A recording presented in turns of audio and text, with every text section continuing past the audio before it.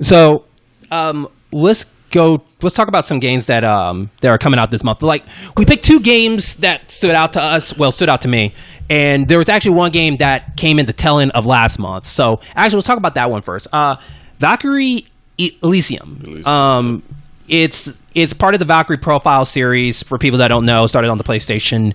Got a remake on the PSP. Valkryie Profile Lilith, I believe. Then it got a sequel. Also had a sequel followed by on the PS2 Valkryie Profile Samira, whatever. Yeah, some S word. Yeah, and so it kind of stopped off, I think, at the DS, and from there it just kind of just sat in dormant. I think it was during the time where Square-Enix kind of just focused on it's almost kind of like what Sony's doing now, but Square's doing it now was focus on our big hitters and let the other ones just sit in the back burner, because now all these properties are now coming back in a resurgence kind of way. It's almost now the tail end of the PS4 and PS5 is like the generation of get everything back in a new way, in a remaster and a remake and a reimagine and all this kind of stuff. We're bringing the franchise to see what else we can do with this, because Square Enix does sit on a lot of properties that they don't really use anymore. So to see Valkyrie come back, so we're only going to go by the demo that we have played for that game, for Elysium. That is out right now. You can check it out. And then, like most of the games nowadays on demos, your save process can get crossover into the main game and whatever. I like Valkryie Profile when it first came out. I actually have the PSP one over there, and I have the sequel over there on the PS2. And I like the battle system, everything. Actually, the battle system influenced Indivisible, if you ever played that game. Yeah, I have that one. For people that haven't played it, it's actually a pretty good game. It's a platformer / RPG game. It gets extremely hard at the end, very hard. That's why it became a one-time game for me, because I enjoy it, but I do not want to play that last part ever again. So, but they took a different approach with this one, which when I first saw it, I wasn't too happy about it, because I like the battle system, and they decided they wanted, instead of making it a turn-based style where each button on your controller represents the souls that you collect as a Valkyrie. For people that don't know, Valkyries in the Norse mythology, their job is to come down and grab the souls of people in the battlefield and bring them out to Odin, Valhalla, yada yada. But anyways, that's her goal. And basically from there, in this game, is more action-wise, where you're saving these souls by beating certain bosses, I guess, this time, instead of just meeting them on your journey like in the original game.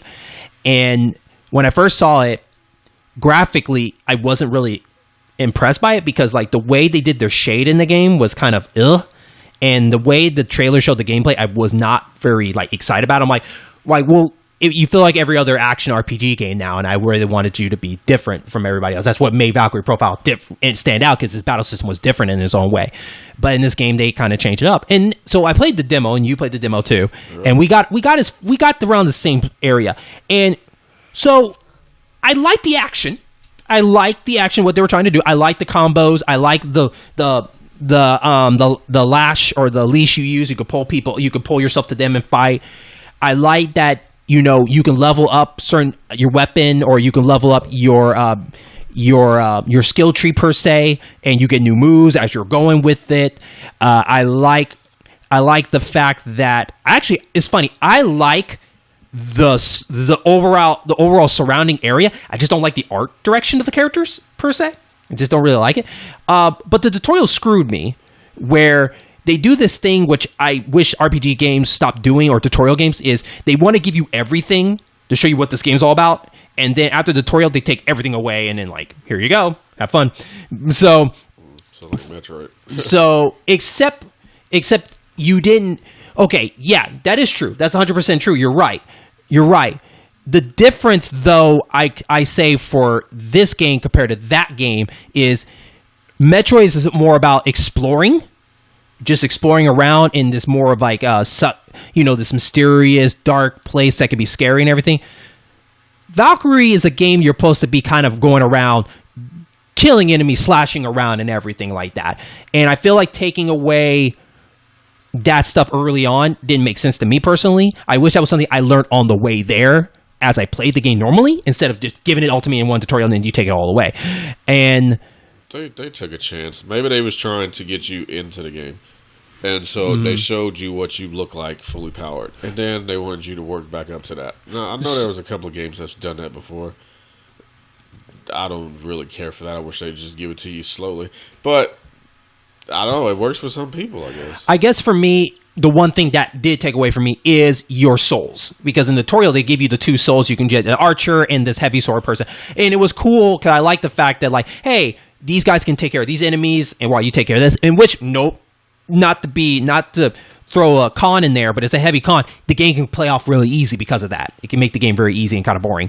So they took that away at the beginning, but at the same time, it's like it didn't make sense to me.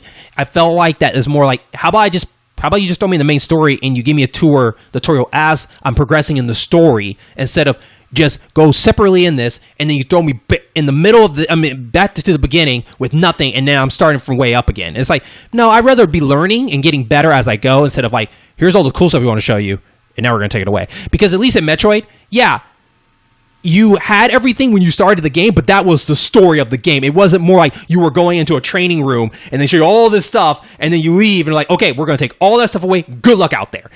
That's what I felt like with Valkyrie Elysium. But anyways, the part that hurts about the game is it's just very boring, because you have these awesome moves, you're slashing around, but the world that you're running around is very empty. You're running around for a while, and then when you meet enemies, you only meet them, in my experience, 1 or 2 at a time, maybe 3, and then you're just, after you beat those, you just run a little bit more until the next one. Another gate opens up. You run more. It didn't do enough to keep me very interested. The boss fight was the most interesting part, because at least you had the body parts that you can attack that can make your fight easier. Like, it was cool fighting the spider that you can go after a sword first and knock that down, and it might be an easier fight for you. Yeah. You know, I like that. But how'd you feel about the demo? That's pretty funny. You say you go to an area, fight a few enemies, and then go to the next area. I feel that way about Breath of the Wild. It just bores the crap out of me. But whatever. Y'all can come attack me with pitchforks if you want to. Don't care. I think the difference, though, for you, just before you go on, is would you argue that Breath of the Wild, it feels like, though, it's open to you can go wherever you want, and so the battles are very scarce like that. But in this game, you're very forced to go down this straight, narrow path. Well, yeah, that's more... Valkyrie is more linear, but it doesn't help that the world looks drab as crap either. Mm-hmm. I mean, I don't like the art style either. It looks like mush, but... Okay. I don't really like the battle. It doesn't feel weighty to me, and it's hard to describe what weighty combat feels like, but this ain't it. It feels just like, I don't know, it just feels a little floaty. Now, you can launch characters and then chase them in the air and stuff, which is more my style of game, because I like Devil May Cry type games, but it just, I don't know, it just feels weird, like the input lag, like, and there's something called... it's like keep queuing the next action. Like, say you attack, and then you push the dodge button right after attack. So your attack animation cancels, and then you dodge. That's called like attack queuing. Some games don't allow you to do that. Like, you attack, and then you press the dodge button, and as soon as the attack ends, you still don't dodge. So you have to press dodge again, and it breaks up the...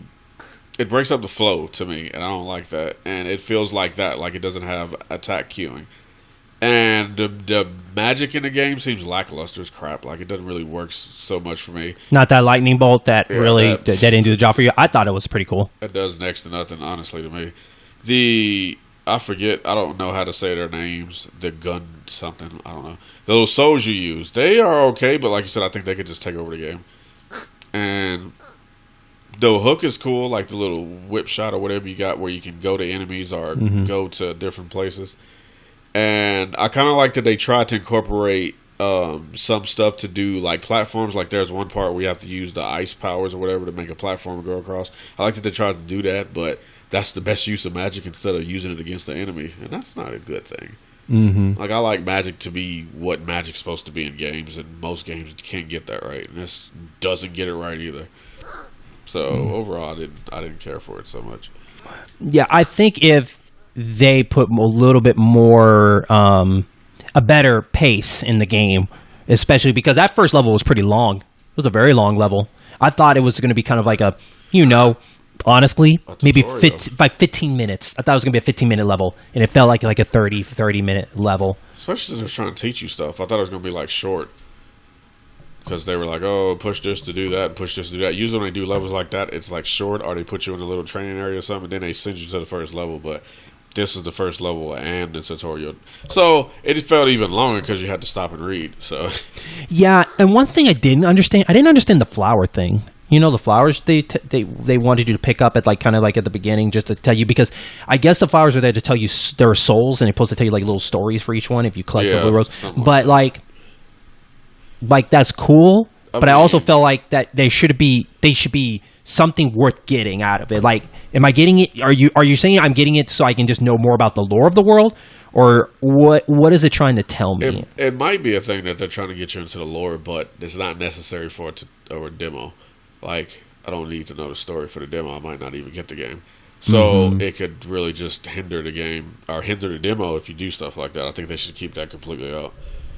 Okay. But they didn't.